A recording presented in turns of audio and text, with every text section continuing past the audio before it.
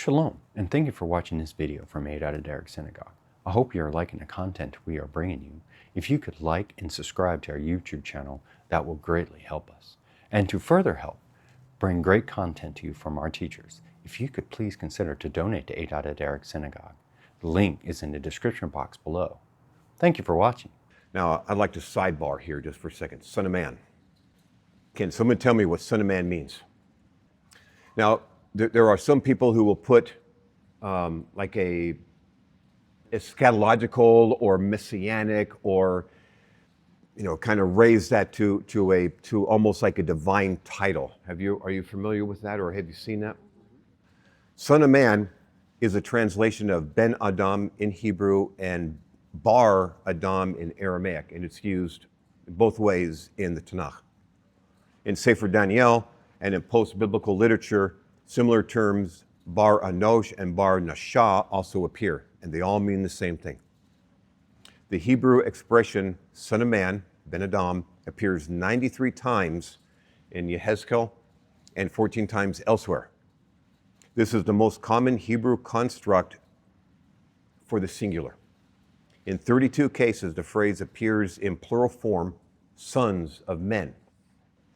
As we generally interpret it, son of man denotes mankind, especially in reference to his fragility and weakness, in contrast to deity or to Godhead, with special references to weakness and fertility or frailty.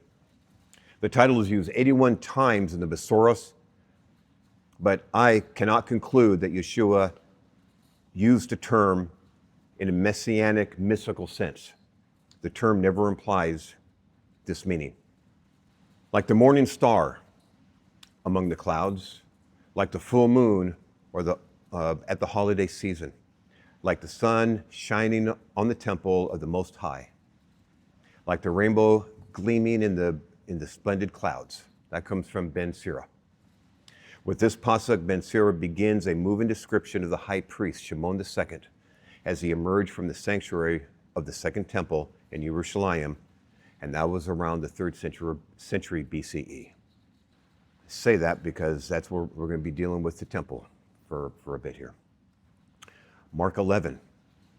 On reaching Jerusalem, he entered the temple courts and began driving out those who were carrying on business there, both merchant and customer. He knocked over the desks of the money changers, upset the benches of the pigeon dealers, and refused to let people carry merchandise through the temple courts. Now, I'm going to pause there for a second. There is a lot of Talmudic and Mishnaic references that say that some people were not even allowed to carry a cane or use a cane in the temple. So this comes from that tradition, okay?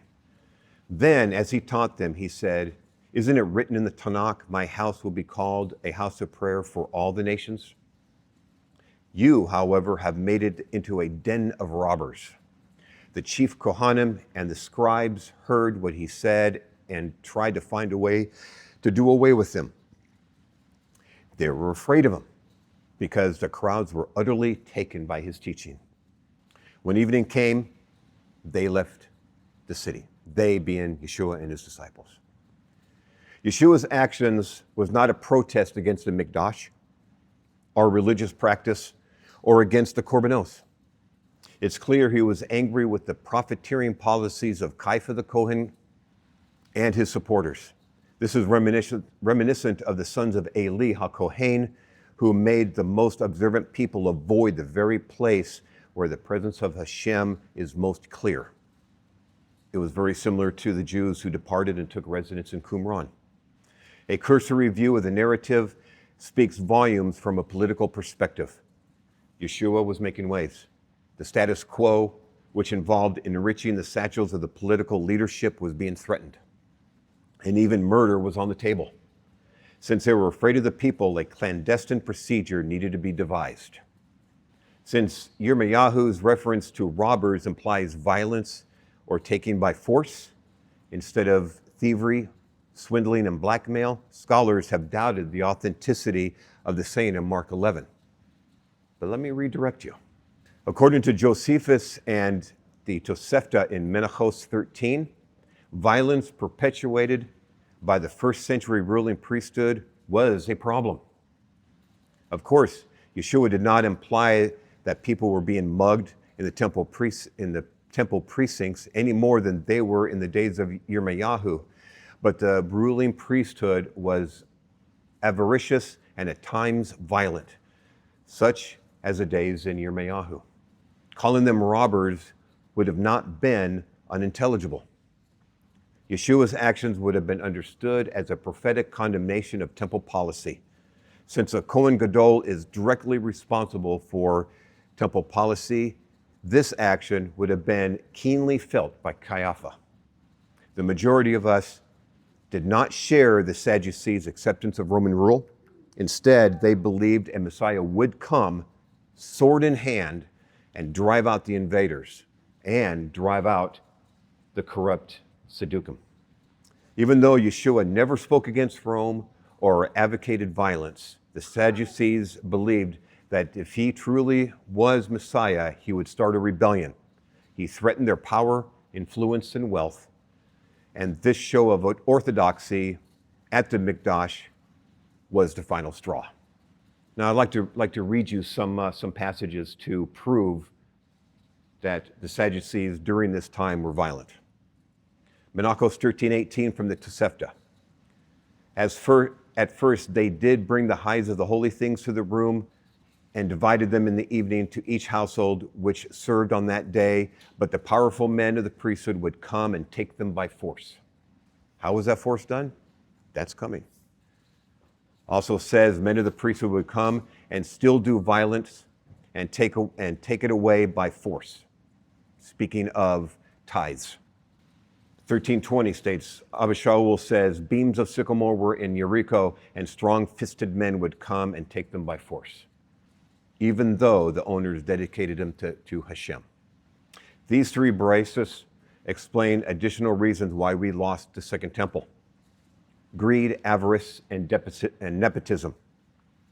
Therefore, the Beis Sheni suffered the same fate as Shiloh and Bayis Rishon.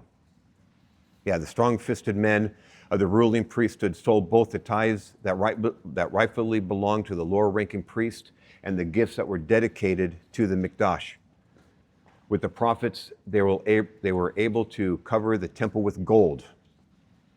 I omitted that portion from Tosefta. If anyone opposed them, they instructed their servants to beat them with clubs. This tradition is quite old. Yosef ben Yochanan, a sage from the turn of the era, is credited with these woes. Yochanan ben Torta adds that hatred and the love of money included the reasons for its destruction. Josephus confirms these ideas in Antiquities of the Jews. He calls out Ishmael from the Piaba family, who served as Kohen Gadol from 59 to 61 CE. His servants beat lower-ranking priests and stole their tithes. How they beat him? With clubs. These passages help solidify the playing field between the ruling priest caste and Yeshua. This is why his arrest was of great interest to Caiaphas. John 12. 6 days before the Pesach, Yeshua came to Beis Anya, where Eliezer lived, the man Yeshua raised from the dead. So they gave a dinner in his honor. Martha served a meal. Eleazar was among those at the table with them. Miriam took a pint of pure oil of spikenard, or is it spikenard? I don't know how to pronounce it. But one of the Talmidim, Yehuda Ish Krios, said, this perfume is worth a year's wages. Why wasn't it sold and the money given to the poor? Now, he said this not out of concern for the poor, because he was a thief and he was in charge of the common purse. And he used to steal from it. Now, the text provides a bit more insight into Yehuda. I've often wondered, why didn't Mattisyahu HaLevi not chosen to hold the common purse, since he was already a career tax collector, indicating his mastery with numbers? The text clearly states Yehuda was unscrupulous, but that's a far cry from being complicit in the murder of a friend. Mark 14. It was now 2 days before Pesach, and the head of the Kohanim and the scribes were trying to find some way to arrest Yeshua surreptitiously and have him put to death. For they said, not during the festival, or the people will riot. Likewise, in Luke 22, but Mattisyahu 26 specifically mentions the head Kohanim and the elders of the people gathered in the palace of Caiaphas, the Kohen Gadol. So that's where all the planning was done. Mattisyahu 26. Then one of the 12, the one called Yehuda Iscariot, went to the head Kohanim and said, "What are you willing to give me if I turn Yeshua over to you?" They counted 30 silver coins and gave them to Yehuda. From then on, he looked for a good opportunity to betray him.